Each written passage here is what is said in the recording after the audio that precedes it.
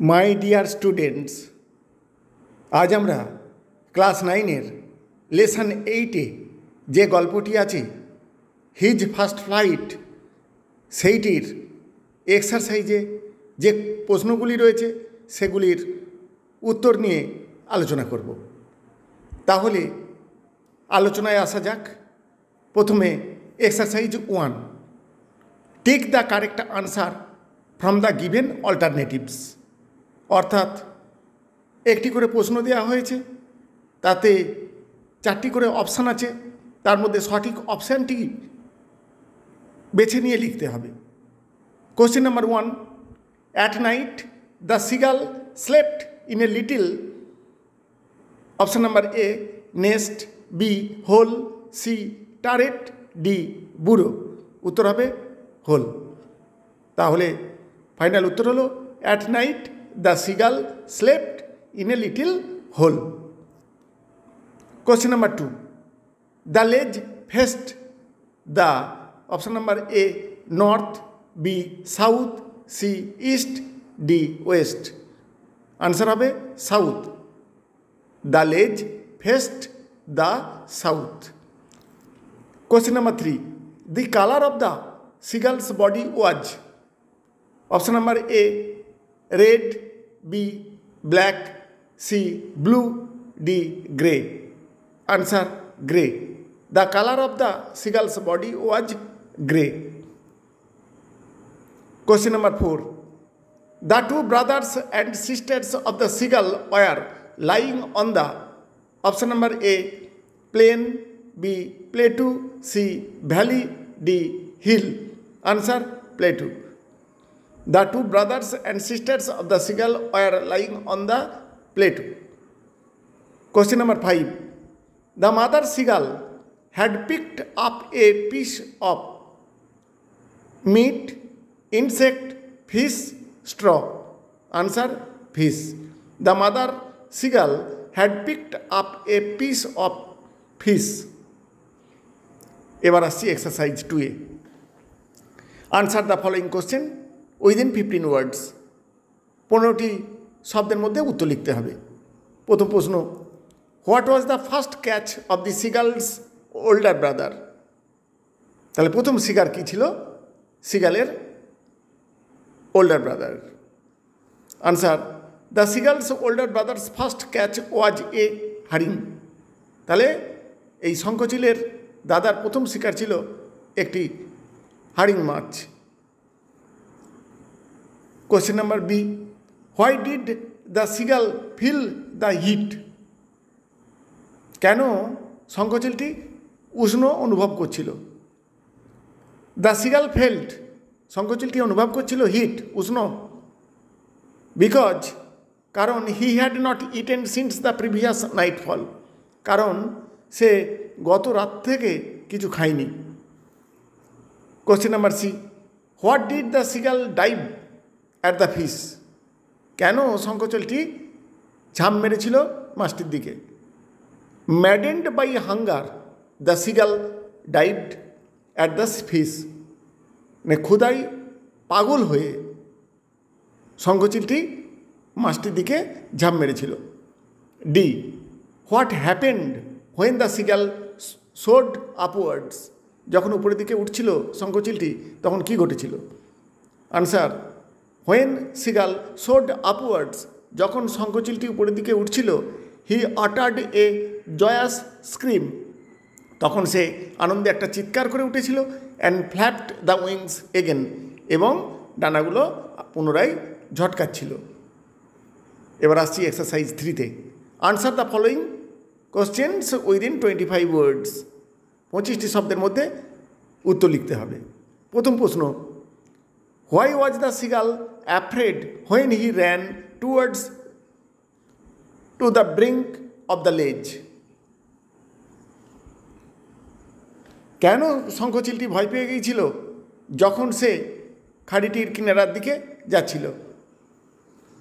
When he ran towards the brink of the লেজ, যখন সে খাড়িটির একেবারে ধারের দিকে যাচ্ছিল, হি ওয়াজ অ্যাফ্রেড, সে ভয় পেয়ে গিয়েছিল, to see the great expanse of the sea, সেই সমুদ্রের বিশালতা দেখে, অ্যান্ড হি থট, এবং সে ভেবেছিল that his wings would never support him, যে তার ডানাগুলো হয়তো তাকে সাপোর্ট করবে না, মানে ডানাগুলোর হয়তো ঠিকঠাক কাজ করবে না।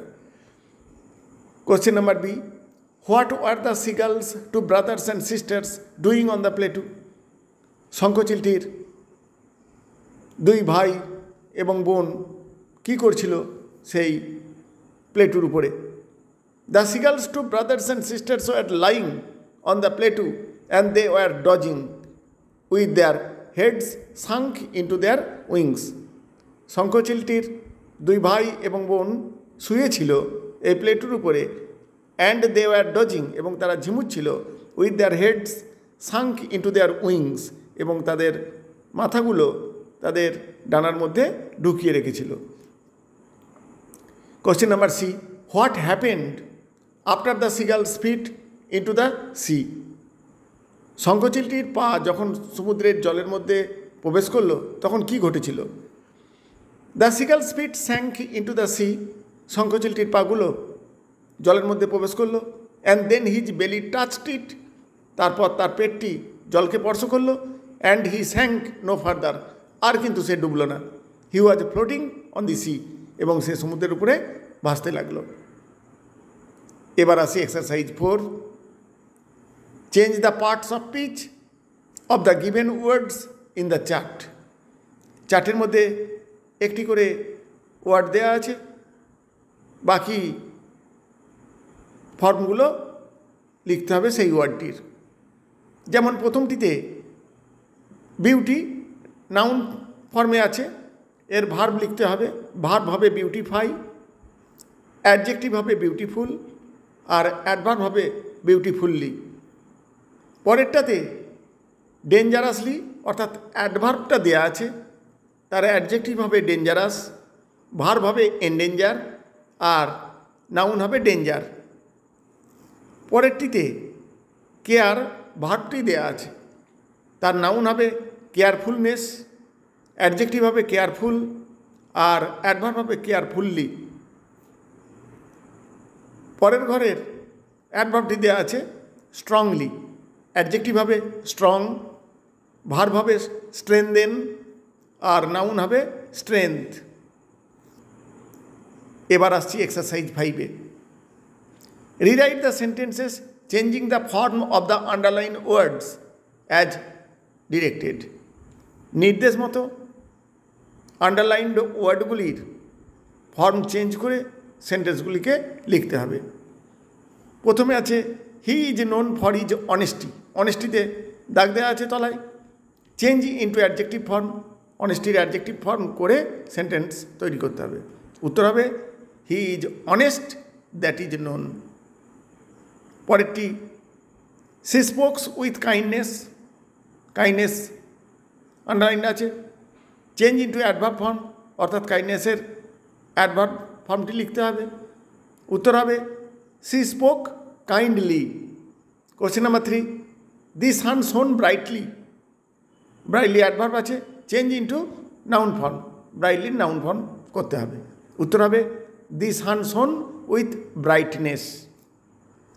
Question number 4, she gave a wise judgement, change into verb form, judgement noun ফর্মে আছে, ভার্ব ফর্মে উত্তর করতে হবে। উত্তর হবে সি জাজড ওয়াইজলি। এবার আসছি এক্সারসাইজ 6-এ। Write a paragraph within 100 words on the water cycle using the following flowchart. নিচে যে ফ্লোচার্টটা দেওয়া আছে সেগুলিকে নিয়ে 100টি শব্দের মধ্যে ওয়াটার সাইকেল নিয়ে একটি প্যারাগ্রাফ লিখতে হবে। হিন্টসগুলো যেগুলো আছে সেটা হলো water evaporates from water bodies, rises as vapour, gets heavier, condenses, forms clouds, falls to earth as rain. এবার উত্তরে আসি। প্রথমে একটি নামকরণ করতে হয়, এখানে নামকরণ করা হয়েছে ওয়াটার সাইকেল। তারপরে water cycle is a natural process, water cycle হলো একটি প্রাকৃতিক পদ্ধতি। It is a vital part of our environment, এটা আমাদের পরিবেশের একটা গুরুত্বপূর্ণ অংশ। It happens in our environment through a chain of process. এটা একটা শৃঙ্খলাবদ্ধ পদ্ধতিতে পরিবেশের মধ্যে ঘটে থাকে। Water from water bodies such as rivers, lakes and seas is heated up by the rays of the সান। বিভিন্ন জলাশয় থেকে জল বাষ্পীভূত হয় সূর্যের তাপে। সেই জলাশয়গুলি হলো যেমন রিভার, লেকস, সিজ, সমুদ্র ইত্যাদি। So water evaporates from water bodies, এই সমস্ত জলাশয় থেকে জল বাষ্পীভূত হয়। And it rises up in the sky, তারপর এটা আকাশে উঠে যায়। After that it reaches in the sky, তারপর এটা আকাশে পৌঁছে যায়। And comes in contact with cold air, এবং ঠান্ডা বাতাসের সংস্পর্শে আসে।